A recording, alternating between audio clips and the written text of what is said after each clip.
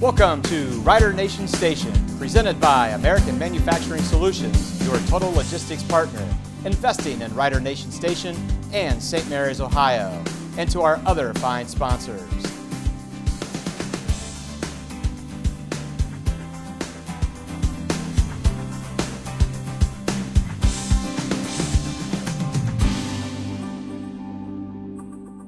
Hello again, everyone, and welcome once again to the Doug Frye Show on Rider Nation Station. I'm your host, Joe Hurlbert, along with head coach Doug Frye, and we'll take a look at last week's game, this week's opponent, the Van Wert Cougars. And we've got a lot more planned for the next half hour. But first, let's talk about some of the games in the Western Buckeye League last night. Not really any surprises. Kenton defeats Salina 42-14. Shawnee defeats Defiance 21-6. Wapak beats Van Wert 13-7 in a hard-fought game, and then Bath and Elida. Bath wins 6-0. That game was postponed on Friday, and then completed on Saturday. Let's talk a little bit about that postponement of that. We talked prior to going on to the air that there's a different lightning rule, if you will, this year. It used to be that if you saw any flashes of lightning, that the game was postponed for 30 minutes. And then if in that 30 minutes it happened again, a new 30 minutes started again. But that has changed.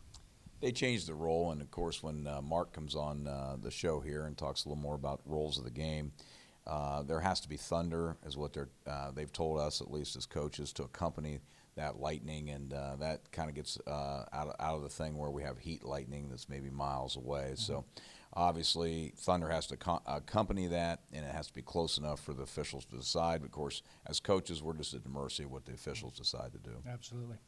Well, let's take a quick look at the Western Buckeye League standings. After 3 weeks, of course, Wapakoneta and Shawnee stand at the top of the Western Buckeye League. They're both 3-0 overall. And then you're followed by Ottawa Glandorf, Kenton, and Van Wert. They stand 2-1 overall. Bath and the Rough Riders and Salina are 1-2, and then Elida and Defiance are 0-3 overall. As far as the league standings are concerned, Wapak, Shawnee, Ottawa Glandorf, and Kenton find themselves 2-0 in the Western Buckeye League. Van Wert and Bath are 1-1. St. Mary's, Salina, Elida, and Defiance are 0-2, and hopefully we'll get things corrected in the Western Buckeye League as far as the Riders are concerned this week against Van Wert. That's our intentions. Absolutely. And then, of course, the schedule looks like this. Of course, we talked about Wapak and Shawnee at the top of the Western Buckeye League standings. They meet this week. Wapak will travel to Shawnee to take on the Indians. Bath is at OG. Elida at Salina. And, of course, Van Wert comes to St. Mary's for the season opener at their new facility here at Memorial High School. We're going to take a break. When we come back, we're going to talk a little bit about our community's youth football program. We'll do that and more when the Doug Frye Show continues on Rider Nation Station right after this. If you're in the market to buy or sell a home, your job is made easy with Scott Ross Realty. Contact one of their hardworking, well-trained agents today at 419-305-4373 for all of your home buying and selling needs. Scott Ross Realty. Wishing all Rough Rider sports good luck. Welcome back to the Doug Frye Show. Joe Hurlbert, your host, along with head coach Doug Frye. And, Coach, let's talk a little bit before we get into last week's game and your opponent this week. Let's talk about the community youth programs in St. Mary's. St. Mary's has a lot of youth involved in those programs. What a great community we have, first of all. It's just so supportive in all the little things that we do here in our community. And we have a flag football program for our youth. We run a 6-week program, Joe, and I believe we had almost 180 kids involved in the program this year. That's about the third or fourth year we've been doing that. Of course, our midget football program, there's 3 teams involved with that, and our 7th grade team is the only 7th grade team in the Western Buckeye League that is club supported. That means the school doesn't pay for anything that happens there. Craig Godchak is our head coach. They're currently undefeated right now, and I believe we all have 35, 36, 37 7th graders out. We're 2 platooning those kids down there, and they're off to a good start. But we don't pay for any equipment there. We don't pay for any coaches' stipends or travel. They raise all that money, which is pretty unique. Our 8th grade team has not been beaten yet, and of course we're one of the 2 schools that have a full-time freshman team left in the league, us and Wapakoneta. So we're happy with that, and we've had to reschedule a number of those games. We're playing St. Henry, Coldwater, Marion Local, at the freshman level. So I'm very happy with our numbers in the lower levels, and we've been able to rebuild that, and it's very helpful to our program. When you look at the youth program, of course, I think they start really at the age of 8 years old, and then they move on up with that. What's the pros and the cons, if there are any cons toward young kids getting involved with youth football? What are the positives and negatives? Well, I think it's helpful, and the guys down there do a very good job. Do I think it's necessary? Probably half and half of our varsity kids have played or not played. My own sons played 1 year of it, then set out a year in 7th grade and came back and played as 8th graders. And, of course, I knew that they liked football a lot, so I wasn't too concerned about that. But I do get concerned a lot of times when kids maybe get going too many different ways. And we do a good job in the football program. We limit the flag program to 6 weeks. Our season's not too long, but I think it's kind of crazy when we got 6 and 7-year-olds that are all over the place playing in traveling tournaments and doing all those type of things. And we have a number of grandkids, Christy and I, and our advice to our children has been just kind of limit that and let them be kids for a while. Absolutely. So do you find that kids will have a tendency to burn out if they start that age, unless it is made fun for them? I think that's important, and I think it's ridiculous if you're cutting anybody. The great thing I like about football, and I coached 3 different sports. I was a track official. I was a baseball umpire.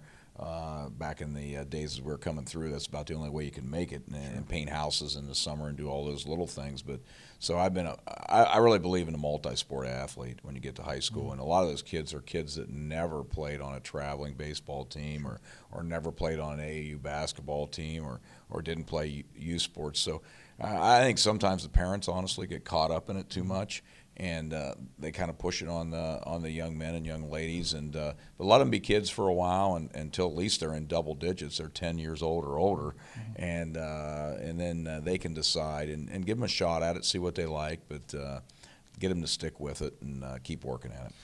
Do you by any chance happen to have any contact with the coaches to possibly use the same language that you use or the same formations and call it the same formations as you do at the varsity level? We had clinics for all the coaches through the years and let them know what we were doing, and then we invite them out to our youth camps. Dave Brewer ran a youth camp this summer. We ran a 3-day youth camp, 2 hours each evening, and we had 135 kids that showed up for the camp. And really what we wanted to do was leave those kids with a positive experience is what we wanted. We gave them a football that our touchdown club, a blue and gold football, to take home with them.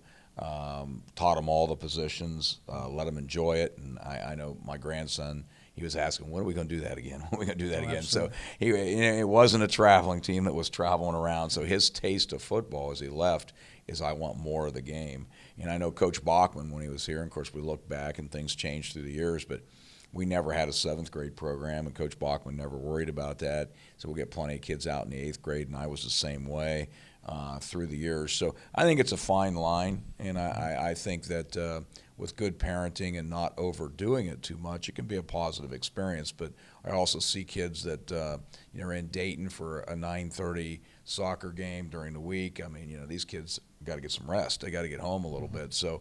And no cut on soccer by any means, but just for different events, a baseball tournament here or there, or this or that. And so I think we have to be good parents, and we have to make sure that we take care of our kids. And I think a lot of times, maybe this is probably from a parent's perspective, that they put a lot of emphasis on winning.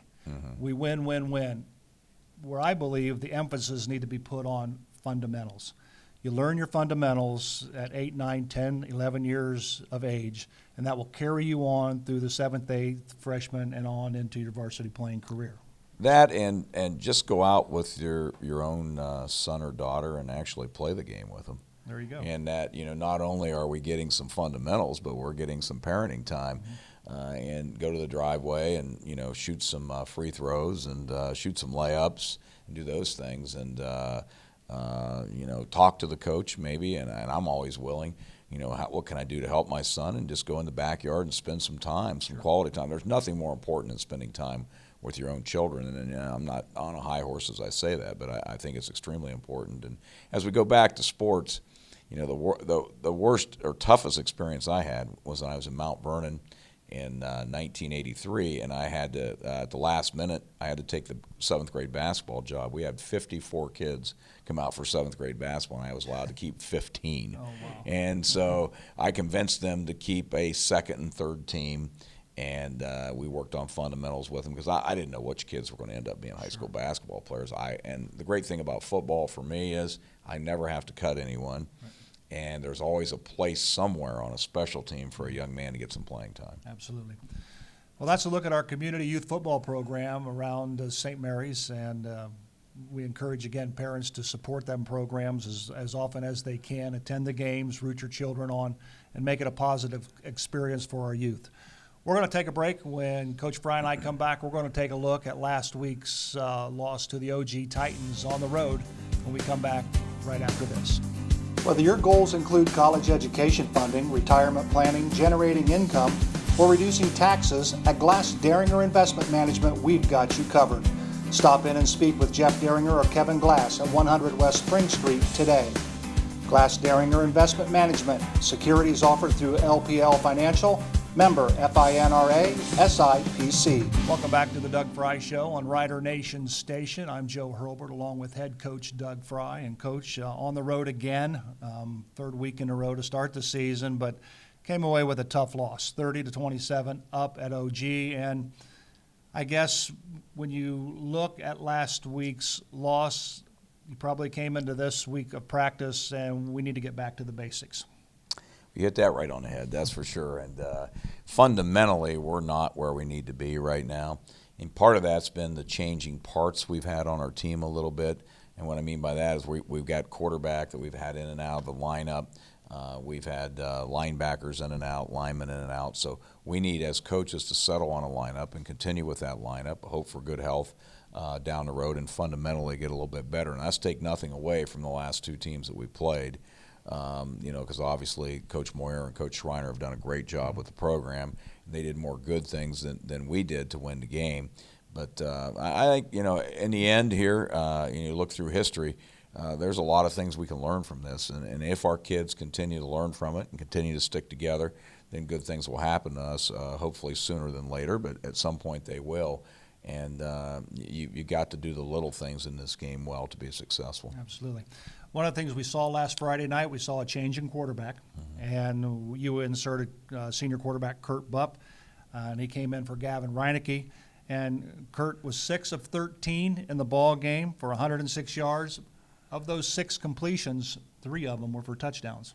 Pretty unique, and what that makes you says about the young man is there's a young man and that wasn't in the lineup, was playing at split end, and he continued to plug at it and took advantage of his opportunity when that opportunity came. And I think Gavin's doing a fantastic job too. Gavin's just a sophomore right now. It's tough to play at this level when you're a young man. He came in and did a nice job in the second half of the Sydney game for us. So, if nothing else, we're finding a lot of football players that can play for us, and at some point it's going to make us a better team. But I was real proud of what Kurt did. Stepped into the pressure, handled the team well, did a great job, and that teaches you a lesson, if you look at that, about perseverance and hard work. Absolutely. One of the clips we're going to see, our first clip, is Kurt Bupp throwing a 55-yard touchdown pass to Carson Fischbach. Kurt calmly delivered that right on the money to Fischbach, air down the middle, Carson, and was well done, well protected, good excitement right there, and a nice job by Kurt. Kurt had a sore arm all summer, which limited him on his throwing arm, so he's getting back to full bore now, which is a good thing to see. Our second clip, Kurt Bupp throws a 7-yard touchdown pass to Ethan Wedding. We're in our unbalanced set right here. Kurt rolls out. He's kind of on his back heel, but he's got to do that right there. Well protected, play action pass, which is a fantastic job. And then we see a 12-yard run, picks up a first down. I think Nathan Fraley. Hunter Fraley, right? Fraley, yeah, Hunter Fraley, junior fullback for us, right here, plays some defensive line for us, and Fraley's a hard-working young man. Really gets after it, hits that up in there with a little vengeance up in there. He's a junior for us, a young man we're going to be able to build around, and we got a number of fullbacks. And, of course, this next clip is a 31-yard touchdown pass from Kurt Bupp to Ty Howell.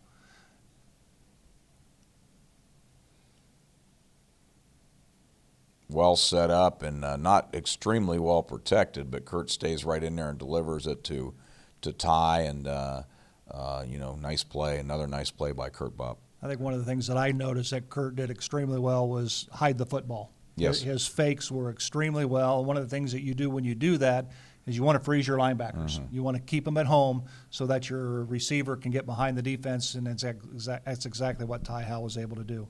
And then this is a 5-yard or 57-yard touchdown run by Carson Fishbach. Yeah, this is just a look at the downfield blocking right here.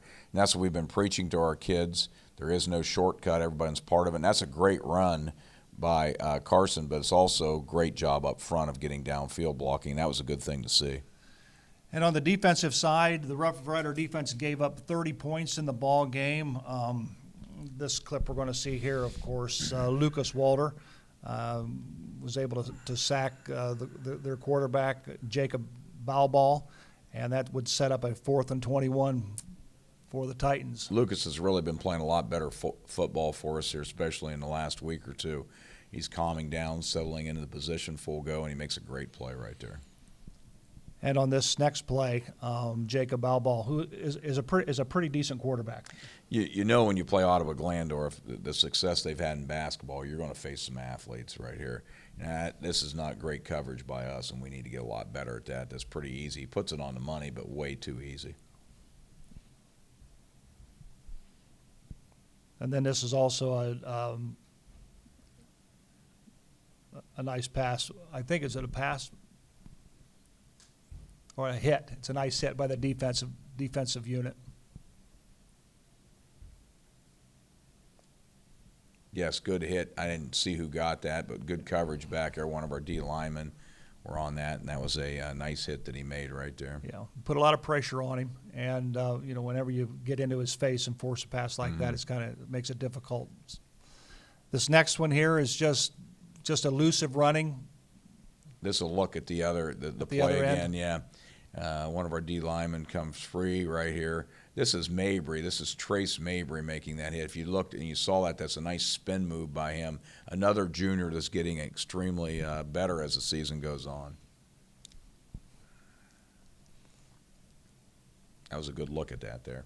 And I think this next one is just some elusive running by the OG offensive runner. Yeah, this was a whale of a run by him, but also just poor tackling by us. We practice tackling a lot, but my high school coach, when we played, said we never tackled in practice. He just basically said, hey, if you want to take him down, you're going to find a way to get him down. Absolutely. So he just kind of out-hearted us on that play. Yeah. Good recovery there by Blake Kennar coming downfield, making the tackle before he scored.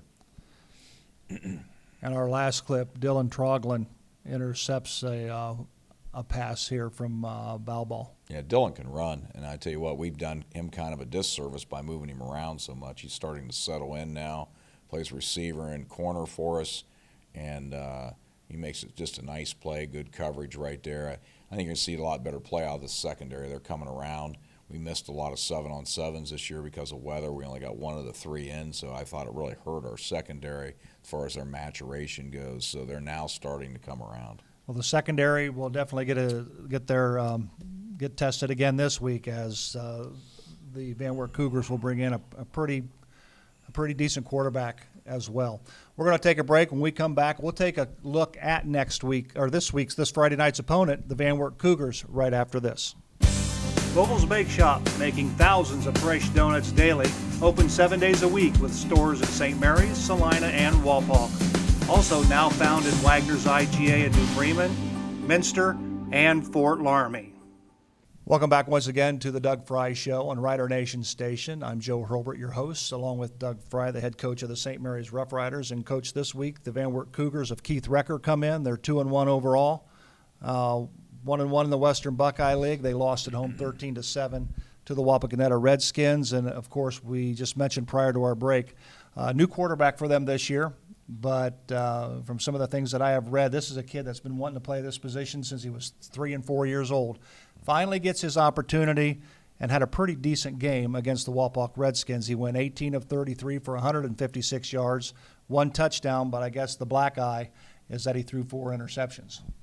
Yes, and he's a young man that played a lot of football for him last year. He played in the receiver role. He played in the secondary. So this isn't a quarterback that they've just put in out of the blue. I mean, it's a young man that's been on the field on Friday nights, and he's made a lot of plays for him, and he's very athletic.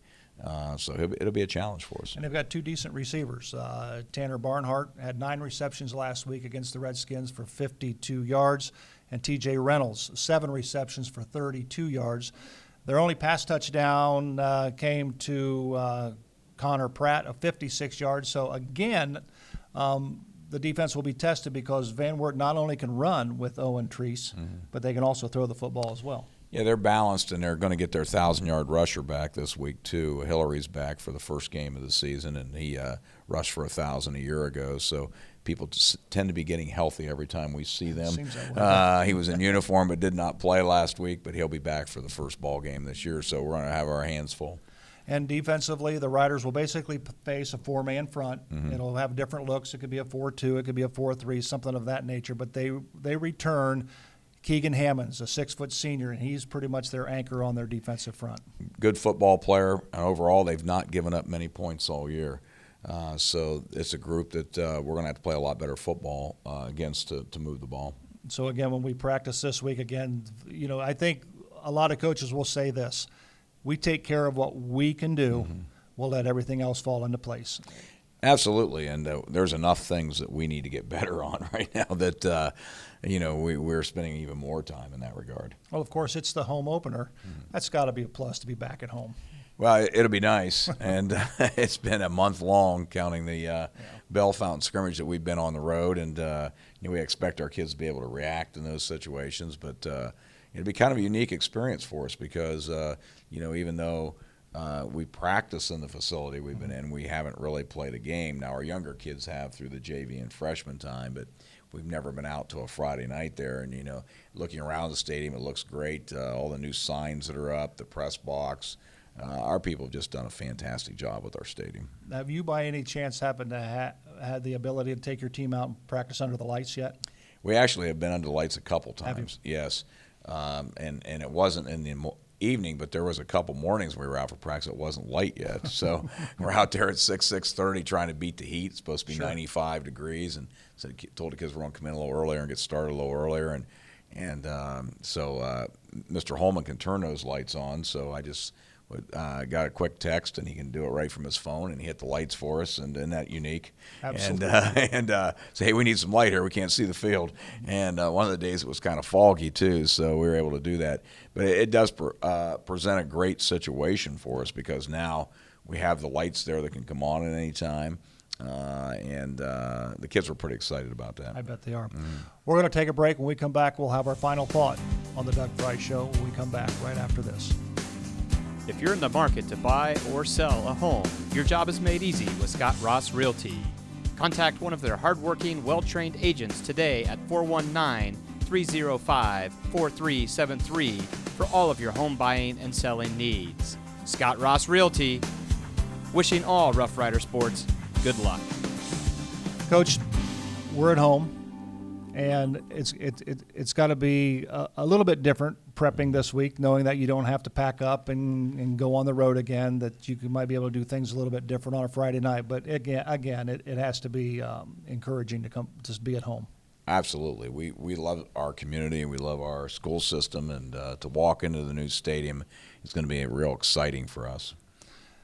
That's going to wrap it up here on the Doug Frye Show. But before we wrap things up, I want to remind you that Rider Nation Station's audio version of the Rough Rider ball game against the Van Wert Cougars will be aired live on Rider Nation Station.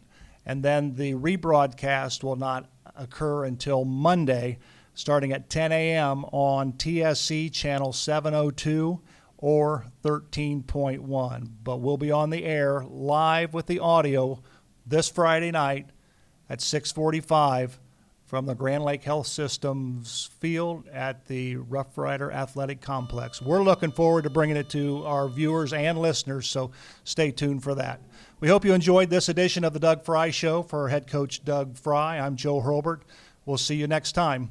So long, everyone. This episode of Rider Nation Station has been sponsored by American Manufacturing Solutions, your total logistic partner, investing in the St. Mary's community. Vogel's Bake Shop, making thousands of fresh donuts daily, open 7 days a week with stores in St. Mary's, Salina, and Walpock. Also now found in Wagner's IGA in New Bremen, Minster, and Fort Laramie. Whether your goals include college education funding, retirement planning, generating income, or reducing taxes, at Glass Derringer Investment Management, we've got you covered. Stop in and speak with Jeff Derringer or Kevin Glass at 100 West Spring Street today. Glass Derringer Investment Management, securities offered through LPL Financial, member FINRA, SIPC.